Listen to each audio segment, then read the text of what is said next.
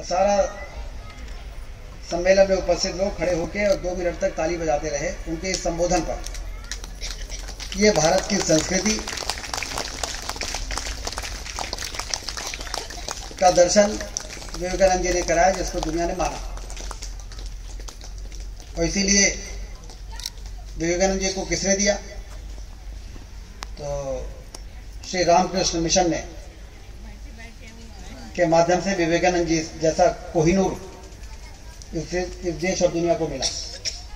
इसलिए इसकी विशेषता, इसका योगदान दुनिया के लिए, देश के लिए कितना जरूरी है, इस पर अब विचार करने की जरूरत नहीं है, बहस करने की जरूरत नहीं है, सिर्फ उसको अंगीकार करने की जरूरत है, उससे जुड़ने की जरूरत है।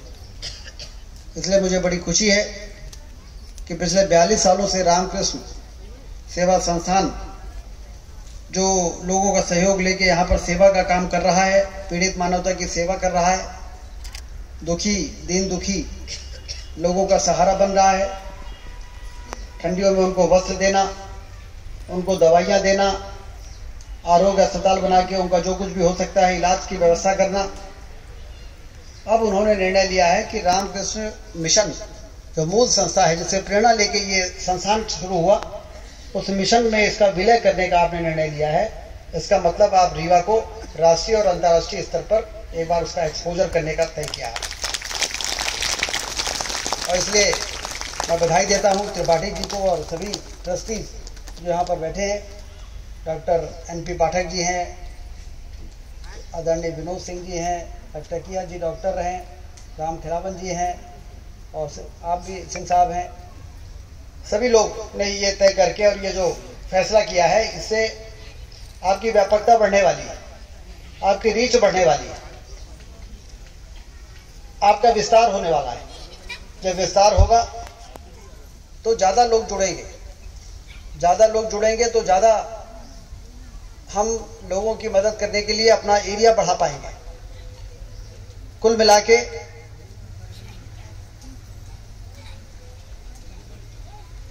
देश मोदी जी के नेतृत्व में तेजी से विकास कर रहा है, लेकिन जरूरी है कि इस प्रकार की संस्थाएं जो देश की संस्कृति को, हमारी जो संस्कार है उसको भी उसी प्रकार से मजबूती के साथ समाज के बीच में मजबूत करें। आत्म केंद्रित होके यदि लोग जीना शुरू कर देंगे तो फिर हमारे जो सुपरमेसी है देश की, दुनिया में हमारी विशेषता क्यों है? आर्थिक रूप से तो बहुत से देश हमसे आगे हैं, लेकिन जब अध्यात्म की बात आती है, जब धर्म की बात आती है, तो वो आर्थिक रूप से मजबूत देश भारत के सामने नतमस्तक हो जाते हैं। ये हमारी विशेषता है। इस विशेषता को हमें न सिर्फ कायम रखना है बल्कि उसको और बढ़ाना भी है।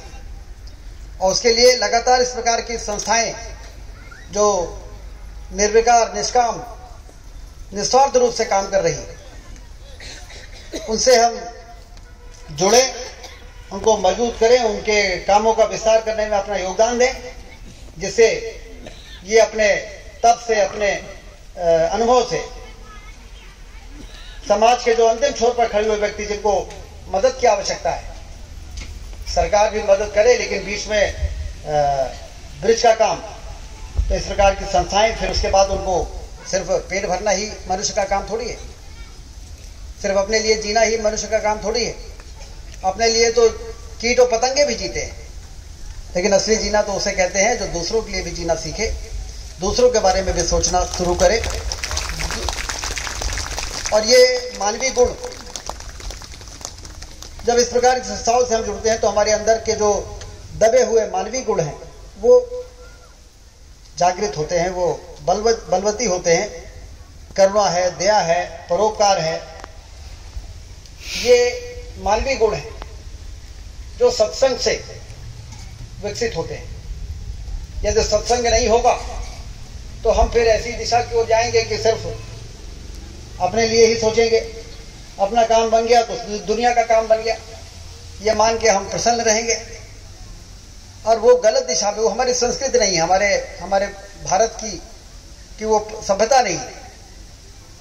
और इसलिए बहुत से संस्थान ऐसे काम कर रहे हैं। राष्ट्रीय स्वयंसेवक संघ है जिनका अभी बताया गया, दूसरे सरसंघचालक जी ने भी इस मिशन के उस समय के जो तत्कालीन प्रमुख थे उनसे जाके और सत्संग किया था। नरेंद्र मोदी जी ने भी, प्रधानमंत्री जी ने भी सत्संग किया था। तो उससे एक प्रेरणा मिलती है। एक मनुष्य,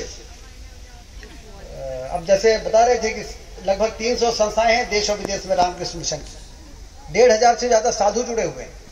पूरा जीवन दे दिया इस देश के लिए और इस समाज के लिए, गलत ना होने पाए। ये वास्तव में चौकीदार है।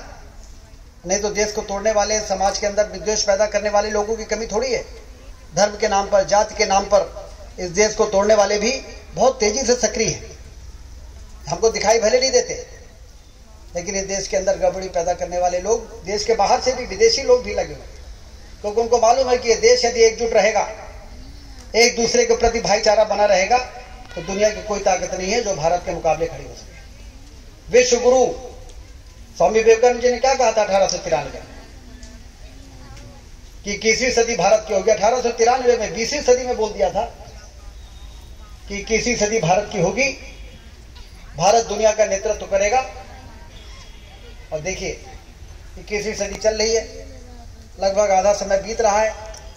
2047 में भारत आर्थिक महाशक्ति बनकर दुनिया का नेतृत्व करेगा, ये प्रधानमंत्री ने ऐलान कर दिया है। तो उस महापुरुष स्वामी विवेकानंद जी, उस महापुरुष की भविष्यवाणी के साकार होने का संयोग 21वीं सदी में हमको दिखाई देने लगा, क्योंकि हमारी आर्थिक स्थिति 11वें नंबर से 5वें नंबर पर पहुंच गई। 5 वर्षों में हम 3रे नंबर पर पहुंचने वाले हैं। अभी जापान, जर्मनी, चाइना, अमेरिका हमसे आगे है, फिर जापान, जर्मनी पीछे हो जाएगा।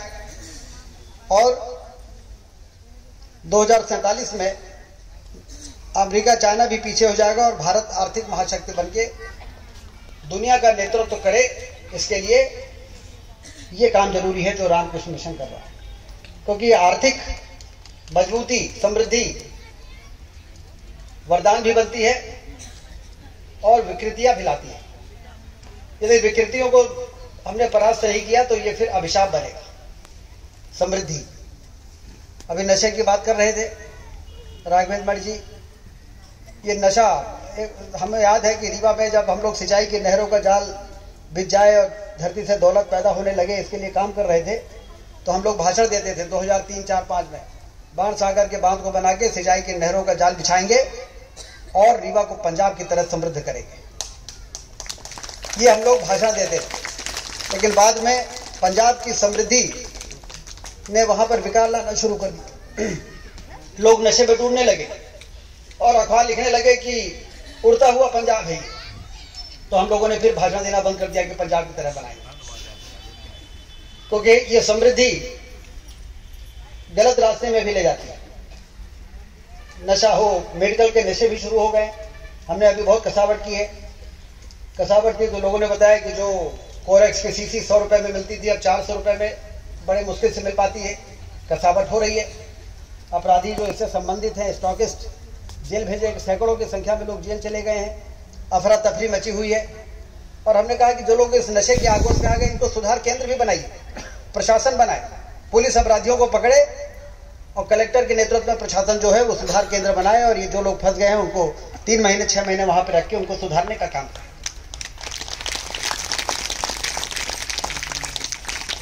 तो ये विकृतियों से बचाना है समाज को, क्योंकि हमारी भविष्य आर्थिक रूप से बहुत मजबूत होने वाला है।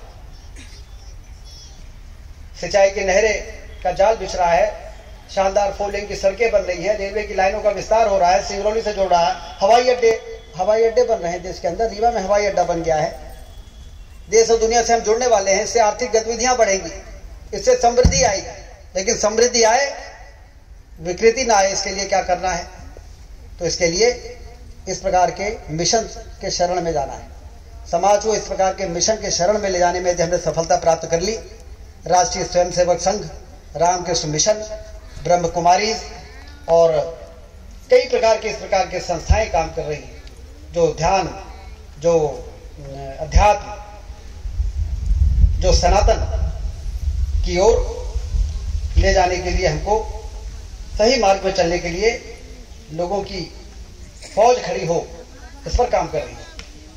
ये संत महात्माओं ने अपना जीवन किसी उद्देश्य के लिए देश को सौंपा है, नहीं तो ये भी अपना परिवार बसा सकते थे, ये भी हम लोगों की तरह जीवन जी सकते थे, लेकिन उन्होंने कहा कि नहीं, हम प्रचारक के रूप में काम करेंगे। ये संत महात्मा, मैं जब कभी वृक्षारोपण करने जाता हूं तो मैं कहता हूं, एक संत ने कहा था, जो बात मुझे बहुत अच्छी लगी थी, कि जो ये वृक्ष होते हैं ये बैठे हुए संत हैं, और जो संत होते हैं वो चलते फिरते वृक्ष हैं।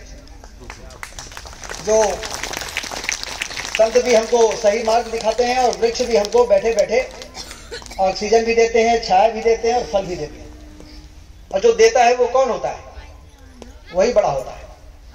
लोग देने में संकोच करते हैं और कहते हैं साहब हमको कोई इज्जत नहीं कर रहा, कोई हमको मान नहीं रहा है। देने के नाम पर सब लेने की कोशिश करेंगे और फिर कहेंगे साहब हमको कोई मानते नहीं है। तो बड़ा तो वही बनेगा जो देने का काम करेगा। आपने तो अपना जीवन दिया है, इसलिए आपसे बड़ा और कौन हो सकता है?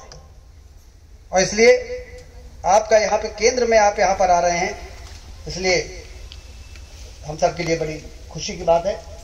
और रामकृष्ण सेवा संस्थान और रामकृष्ण मिशन मठ के रूप में इनके, अभी हमने पूछा कि बताया कि 300 केंद्र है देश और विदेश में, तो हमने कहा इसको मिला के कहीं नहीं, अब ये अगला होगा 321वां हो जाएगा। तो अब जब गणना होगी कि श्री रामकृष्ण जी के द्वारा स्थापित और स्वामी विवेकानंद जी के द्वारा स्थापित वेल्लूर मठ में और कितने केंद्र हैं, तो फिर गोड़हर रीवा का भी नाम उसमें आ जाएगा, जिससे निश्चित रूप से हमको फायदा होगा। अब रीवा बहुत तेजी से आगे बढ़ रहा है।